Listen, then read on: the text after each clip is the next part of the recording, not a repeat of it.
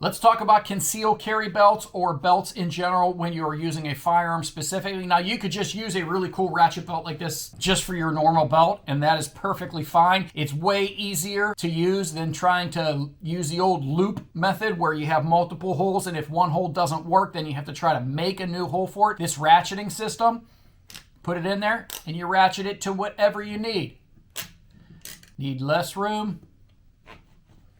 There's a little button right here so that you can pull it back out. You can also cut it at any one of these ratchet points and put it here in this end. This flips up, you put it in, close it back down, so you can cut it to the size you need. But the brilliance of it is multiple things. One, this ratchet.